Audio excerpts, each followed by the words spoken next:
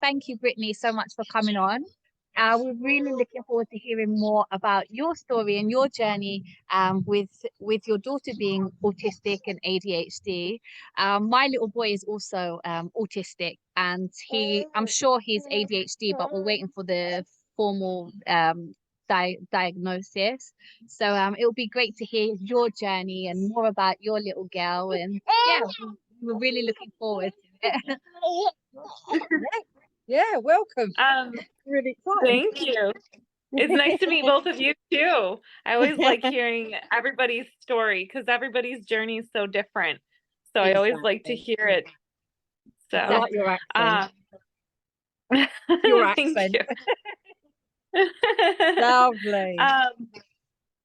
So do you want to start by telling us a bit maybe about yourself and Merida? Sure, yes. Okay, so so I have grown up in the United States my whole life, pretty much in the same area. I live in New York, but not like the city, kind of more, towards Canada and stuff like that. And pretty much, I guess I want to say I was never, there's just not a wide variety of whether it be neurotypical or neurodiverse. It's just everybody pretty much is very, I guess what I want to say, not completely diverse, right? Like we're all, there's just not a mix of many people. And I feel like I was never exposed to like a lot of neurodiverse. So when I had my daughter, I feel like everybody was like, she's fine, she's gonna grow out of it. Like everybody grows out of it and everything like that. So for me, it was a journey that started. And actually, come here, she came in to say hi. You want to say hi? Hello, Merida. She kind of doesn't she doesn't respond to a lot of technology. So, but my Leo is the same actually. So he won't come over here even if I call him. He will be like, no, no, no. He won't come over at all. But nice to meet you, Merida. That's okay. But anyway, so yeah, and I work in healthcare too, so even that everybody, I would share my experiences and everybody would be like, oh, you're fine, your daughter will be fine. Everybody just takes their own time. And I think not being exposed to a lot of neurodiverse or neurodiversities, I should say, made it, hard too. So I just was like, oh, everybody says she'll be fine. She's fine. And so, but we realized like she had a lot more like social problems at daycare, and I needed to like step back from work a little bit. So I needed to so that I could be with her 4 out of the 7 days of the week. And then COVID hit, and everybody was just blaming COVID for all of her not meeting her milestones and things. Yeah. And so it just has been, a long haul, but, when she was about 2, she wasn't speaking. So they evaluated her. And over here, when they evaluate for speech, they also do an evaluation for all like gross motor, fine motor skills, physical, all those things. And she was severe in a lot of them too.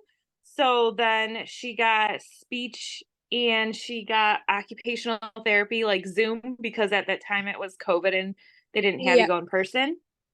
And so she was still waiting for an appointment for the behavioral for all that time. And then she finally got it a little bit after she turned 3. And at that time she started a preschool for special education, and she's been in that in the last 2 years. So, but yeah, it's been, like I said, a journey in its own. I think a lot of it of like my account kind of on Instagram kind of started because just to kind of make my family and friends like in the loop on Merida, because I feel like they didn't know how to bring up, or they didn't really know what was appropriate to ask and what was like not, and also just it kind of just covered everything so that everybody could follow along. And then it kind of just grew to include, more people and meeting more people, which is awesome. And that's what I wanted. I wanted my daughter to be a part of a community she can identify with. And because of where I feel like they're just, I definitely think from the time I was growing up to now, I think things have changed. I think things have, people are starting to identify that they have autism even later in life. And I think society is growing, maybe not at a rate it should be, but I want her, to like have role models that are like her. I want her to see that me and my husband want to include those people in our life too, so that she knows, she can have a place within, our lives and stuff like that as well.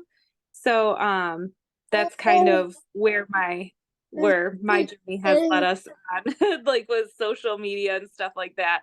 For me, it's a new ball game. Like I said, my background is in healthcare, so I am not very, all these Zoom meetings, I've gotten better over the years, but it's not something that I've had to deal with a lot. George is the same. George has no idea about technology, to be honest. No. She has absolutely no idea. She's like, what's taking so long? Why do you have to do this? What are you doing on there? Setting it all up. She thinks just turn on the computer and that's it. I was like, no, that's not it. Come on. I more than her about technology. She's good at yeah. Also, you should be proud. I have not called you Bridget. Yeah, Brittany. I did make notes about it. It's funny though, because like I said, that Bridget, my grandmother she still does, but called me that.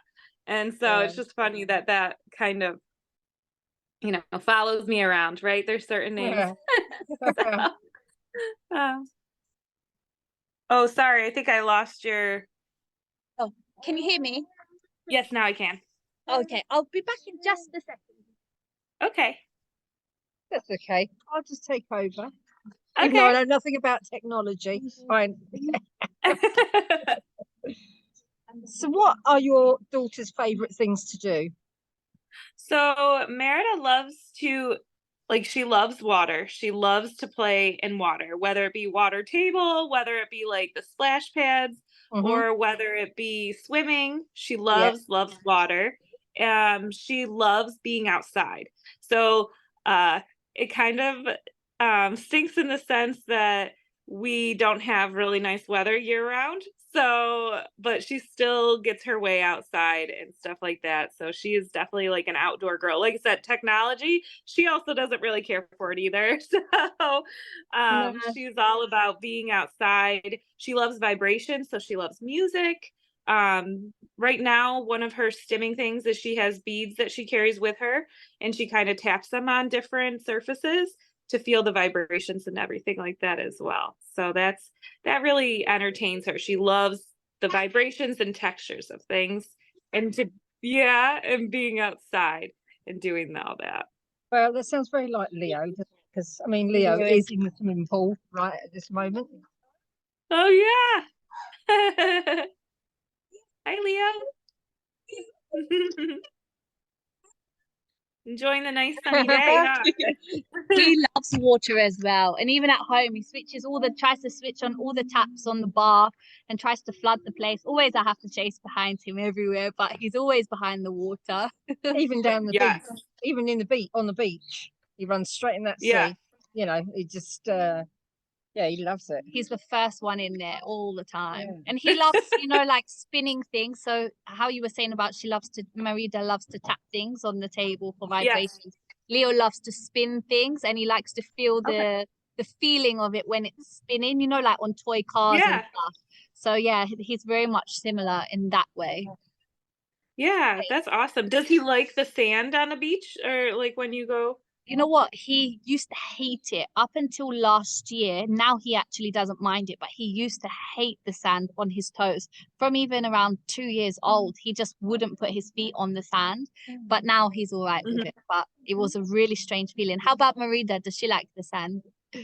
Loves sand. Loves it. Just loves all those different textures. So Oh, that's cool. Leo used to hate the texture of banana, like he would eat banana, but Okay. he would never hold the banana. But as years have gone by, now he's getting better with those wet kind of textures. So yeah, we're getting Got there. it. So, Yeah, there's so Merida, how Brittany is Merida now? So in terms of her development, so is she? You said about speech, she had speech delay. So is she speaking now in sentences or some words, or how's it going? so she still has severe speech delay. She does not use words to communicate at the moment. She can repeat words back, but she does not like she might say a word or two if she's really like motivated, like if she's really hungry. Or they're like she loves cheese, so she will use that to get what she wants. But for the most part, she kind of uses other ways to bring across her communication. So right now, she's still just in a severe delay. Okay. So, but I feel like because her speech might not be as, you know, isn't there, but her understanding has grown a lot. So her comprehension, I feel like, has definitely increased a lot. So we can tell her a couple directions and stuff like that. And for the most part, she knows what we're saying and what we're talking about too. Like, oh, okay, Merida, can you take off your shoes and put your coat up? She will do that if we tell her to do that. So I feel like yeah, like her words might not have, progressed, but her comprehension has. Yeah, Leo was very similar because Leo's only just over the last couple of years. Leo's almost 8. He'll be 8 in November. And Hmm. only since he was around 5.5, 6 years old, that's when he started to, copy sentences, and he will copy off of the TV. So do you know Bing Bunny? No, I don't. Yeah, there's a cartoon called Bing, and he's like a black rabbit, and Okay. literally Leo can copy exactly like 3 minutes worth of that Wow. conversation and that story, and he can say everything. But the thing with Leo, even now, even though he's almost 8, he doesn't have a backwards and forwards conversation. Like if I ask, Mhm. "Hello, how are you, Leo?" He won't say, "I'm fine." He won't actually reply in a backwards and forwards conversation, and he can Uh-huh. only speak in present tense rather than past and future tense. Okay. So with Merida not saying any words by the time she's what, three now? She's 3, isn't she? She's 4. She'll be 5 soon. Yeah. Yeah, so Leo was probably around 5.5 when he actually started coming out with joint words together. Okay. So yeah, it just takes a bit of time, and I'm sure she has that understanding. Leo had that understanding as well, like if you told him go and get your shoes or put your shoes on, he Yeah. could do it. So they're very similar in that way, Leo and Yeah. Merida. Yeah. Please stand up. I know it's crazy to think of like how language is for how they develop it. And I wonder if in the future there's just some piece, like they do speech therapy and I'm sure that they do it, for a way, but I'm sure that there's a way that how their brain works that they could pick up language. I don't want to say better, but like maybe in a different way, like in the future they'll be able to teach it in a way they can understand it better because they must be able to understand things. It's just in a different time and space. So it'll be Absolutely. interesting. It's just about finding that way of, getting them to understand and them to repeat it, because like for example with Leo, he doesn't have any attention Yeah. span unless it's something that he really likes. From the moment he wakes up till the moment he goes to bed at night, he's running around, jumping, climbing on doors, trying to climb out of the window and everything. So it's like getting him to sit down and do that study and that learning, it's next to impossible. But if he really likes something, likes a certain topic, then he'll sit there for hours and do it, like learn about bugs. He loves to learn about spiders and cockroaches and things. He loves it. But if you try to get him to sit down and learn other things, then there's no chance. But hopefully we will find a way, continue to find a way and work on different strategies in to kind of progress his speech as well. Yeah. Yeah. But I was just gonna say that same thing for Merida. Like, I think this year with school, they started like she'll have an attention span of like 3 minutes. And yeah, I think she's up to like 5 minutes before she's done paying attention to what they're trying to teach her. yeah, So, makes sense. That sounds like when I was at school. Well, we also had the speech therapy, Brittany, but it was only 4 sessions. He was diagnosed when he was 5, and he's almost 8, and it was only 4 hours worth of speech therapy that we have actually managed to have, like on the actual NHS. So yeah, we're hoping that we can eventually maybe go private, but it's very expensive to go private as well. That's the oh thing. yeah.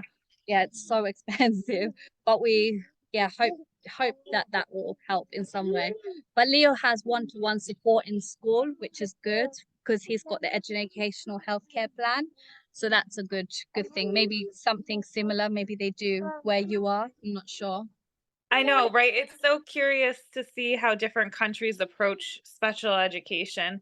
Yeah, Um, for right now, so I can't speak for her primary school level because she's just been in preschool. Um, and preschool is pretty much based upon a special education program. So everybody has either similar needs as Merida in her class. They might share the same diagnosis, or they might have like just severe delays as well. yeah, But her classroom, there's like one special education teacher, 2 support teachers, and then she'll have like the speech therapist come in and work with her or take her out and work with her. So she gets that 5 days a week, about 2.5 hours. So they kind of do all that for her, which yeah, I'm like, if you do speech on your own, like it's a lot for like we're lucky that she's going to preschool and getting those therapies, because I don't know how me and my husband would manage to get them to her individually, like that would be so hard. So I have no idea how like other countries do it. She is going to go to kindergarten next year, but it'll be I'm in the middle of setting all that up with the school district, yeah, but it looks like they're gonna have, for like our town, there's like 6 primary what do I want to call it, primary schools. So I think one of the primary schools is gonna have a special education class, and she'll be a part of that. So Oh, I'm sure but she's yeah. gonna do brilliant. She's gonna do brilliant. She's gonna have lots of fun, I'm sure of it. I hope so. So she's a happy girl, and it seems like there's going to be a lot of adults. She loves adults. She Yeah, loves teachers. Like she makes really good bonds. She doesn't really like peers her age. yeah. I don't know if Leo's like that either. Leo, he's always preferred to play by himself, and he's Mhm. always been more centered towards the teachers. Only over the last 6 to 12 months, I would say, he's started to actually play with other people, but still, it's not like he will play with those he's close with, like his cousins, he'll play with. But in terms of at school, he'll run up to them and get them to catch him, but he won't sit down and play. But yeah, he's definitely progressing in that way in terms of playing with cousins and stuff. So yeah, but he used to love to be by himself. How Yes, are you finding the group? the The autism chat group. I What like is- it. It's hard for me. I think everybody's like responding at different times. Yeah. And that's the hard part. Plus, like I said, I work in healthcare too. So it's like it's hard for me to keep going back and forth. I do have a chat going on with someone that's in it too. So sometimes it's easier for me to be individual, like the individual level. Yeah. So like kind of have chats with people from that group, but just individually, so that they can understand too, like, hey, I'm going to keep responding to you, but Yeah. there might be gaps. Or, I Yeah. have 2 other kids too, so they also take my attention away as well. I mean, some people So find it yeah. quite overwhelming with all the notifications and things like that. Because some people have left because of that, because they can't cope with all it's overwhelming for them. We get, Yeah. it's not you know, you come and go as you like, sort of thing. And we totally get it that it can be a bit much to constantly, you know, have your phone going off, you know, a notification going off all the time. And no, I think it's working well. Seems and I think you guys like also told people that you could turn off the notifications. Yeah. Or like the sounds or whatever, and that's what I did, and I think it's helped a lot. Because I understand it can get overwhelming too when your phone is like going off a ton. It drove me mad but when it first started. I thought, oh, again, I can't have this. I think overall I enjoy it. I'm glad that you guys created it, correct? Yeah, we created it. It started with around five people joined, and then afterwards we tried to reach out to as many people as possible. So constantly, we just want to build a space where people can kind of come together and share their experiences and just feel like a safe space where they can meet and talk to each other, really. Yeah, I love it. It grew my like online community in like the sense that I want to be more, like I said, I feel like there's just not as many of neurodiverse people where I live, like physically here. So it's great to connect to those people, or, you know, people who have children that are neurodiverse. Like it's great to have that connection out there and have that exposure and create that community. So I think that's great. So I've learned so much myself, and even the conversations I've had because of your group with individuals have been phenomenal. And it's put me in a different, you know, just put me out there. It's made me grow as a person too. You know, it's put me in a situation that I'm, like I said, I'm not very technological advanced. So don't worry about it. Don't worry about it. But it's just funny because like my own private account, like my husband makes fun of me. I have like maybe 100 friends on there, and they're all people I know personally. You know, I'm just like with my personal one, where I have like my other kids and stuff like that.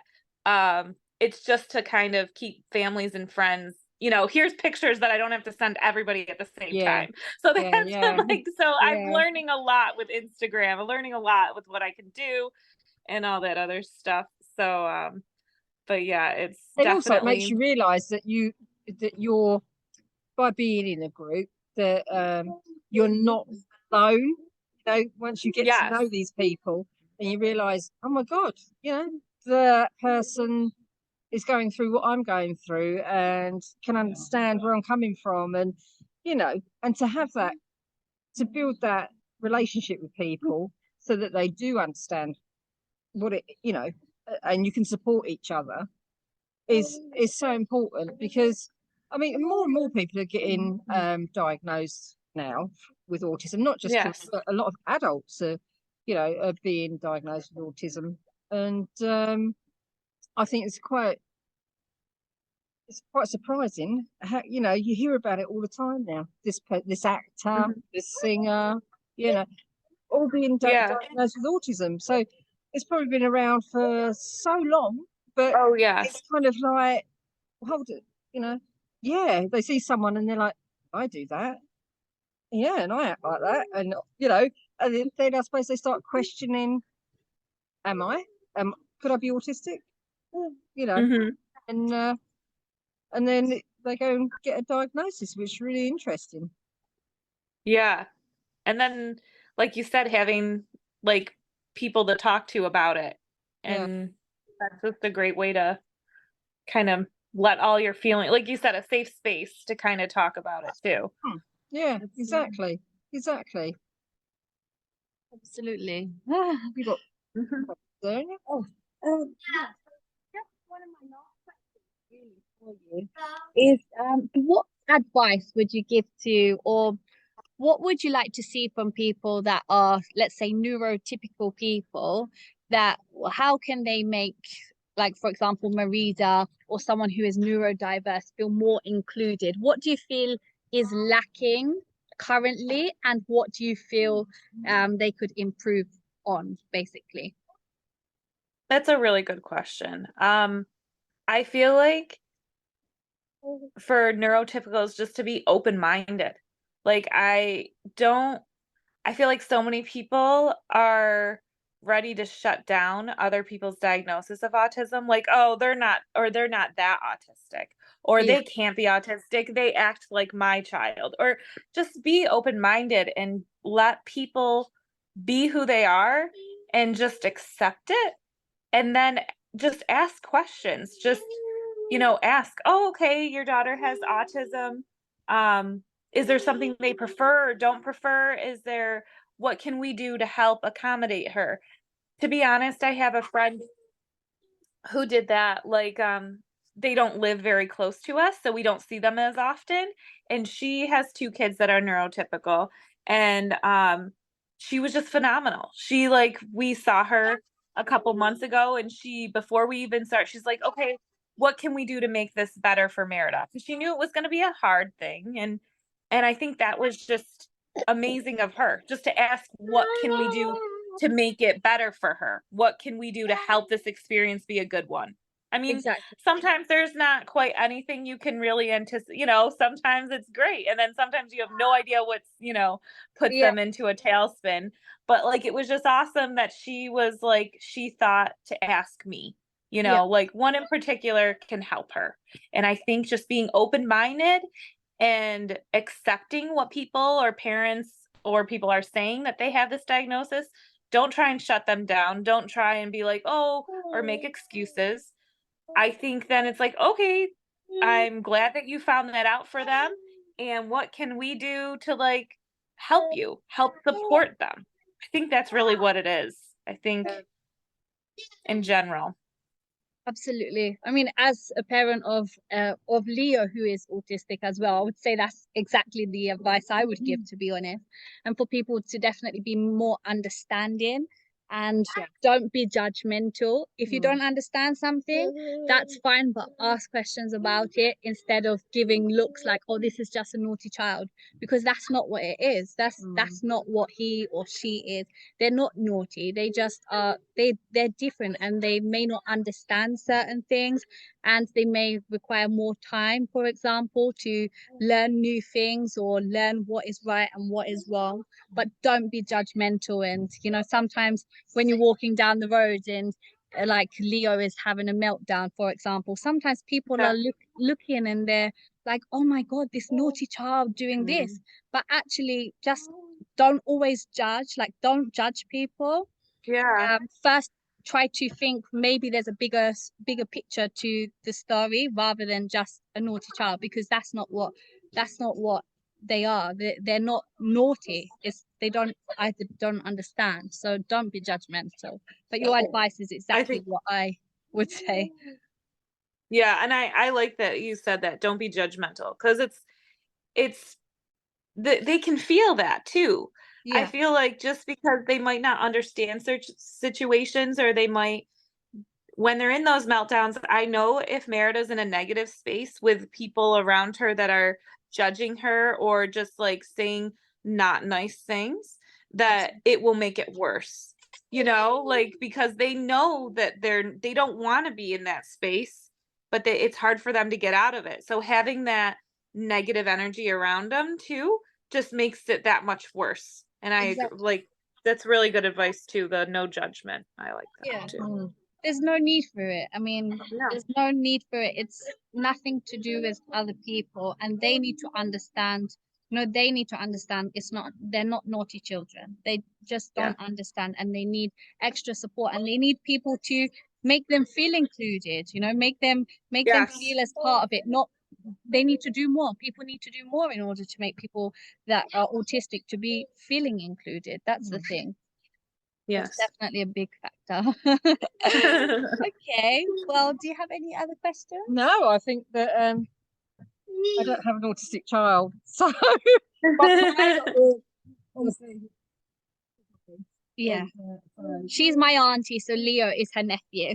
Oh, okay. Yeah. So yeah, I'm learning all about it, and that's why we decided to start BUB different, because obviously Leo being autistic, it's nice to be able to share Yeah. stories, create more awareness around this and acceptance, you know, because I suppose it's like anything in life, you know, people are always judgmental, you know, but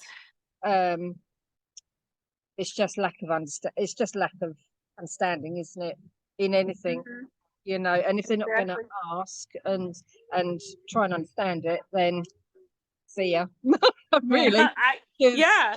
They need to do better. Yeah, That's what they need. if you're not going to take the time to try and understand something, then it, you know, Yeah. it really, isn't it? We don't need your negative energy or vibes around us. Right. You just want positive people around who understand what you know, your own unique situation, and you know, and to support one another. That's what this is all about, you know, supporting one another and sharing experiences, and maybe you know, giving ideas of like coping strategies and things like that. It's so important to learn from one another. You know, especially about autism, that because there's always, every child is different, you know.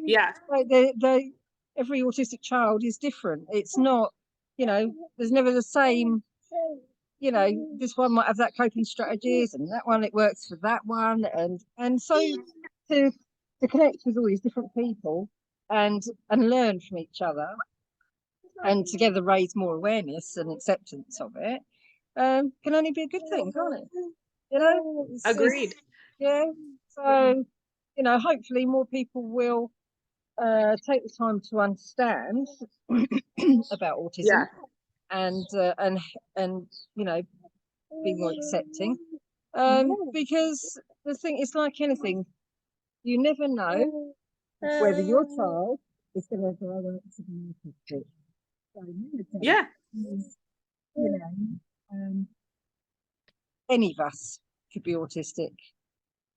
Very true. So, right? It's, you know, and I think that's great also that you support your you said that Leo was your nephew, right? Yeah. And that's like, Absolutely. that is, I feel like family too. I think that it's been hard for my family to accept it, or like to not really. So having, you know, family accept it and support in such a strong way and be like so involved is amazing. And that is great that you're doing that. Yeah, I think you know, if you read up about it, talk to other people that have got autistic children or autistic adults, you know, and get some ideas and try and understand how their mind works in a different way. You know, Leo's happy in his swimming pool there. You know, we know when he's, you know, when he's upset. You know, and we learn every day about it. So, you know, it's always, you need a strong network there to get you through. That's a good way to put it. You do need a strong network. Yeah, you do, because you know, we're all different. We're all different. Yes, it's so true. You know, but yeah. So, and Leo is very happy in the swimming pool, I have to say. Very happy. Yeah. Oh, that's good. He loves the water. Yeah. He's having lots of fun today. Oh, that's good. I'm glad it was a nice day. It's nice that we actually got some sunshine, because it was really cloudy this morning. I thought it was going to rain. It was really no.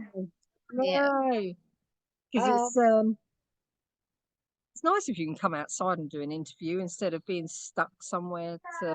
Yes. I know you're indoors, but like, it's only 9:30. It was, you know, it's early in the morning yet, so it's just a little chilly outside.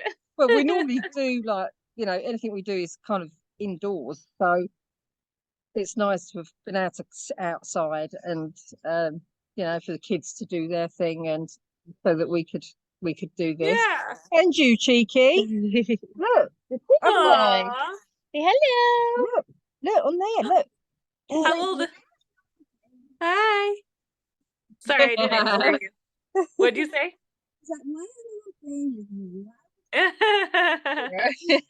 Yay. I'm conscious that we've got only 2 minutes left of this call, otherwise it's going to cut off. It cuts off Okay. after 40 minutes.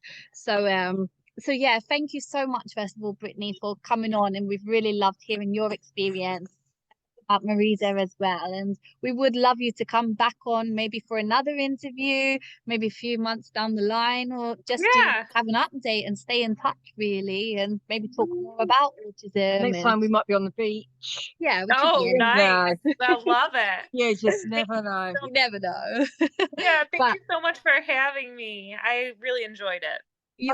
Are you happy for this to go on to our YouTube channel? Yeah, that's fine. That's Yeah. fine. Oh, Okay, that's brilliant.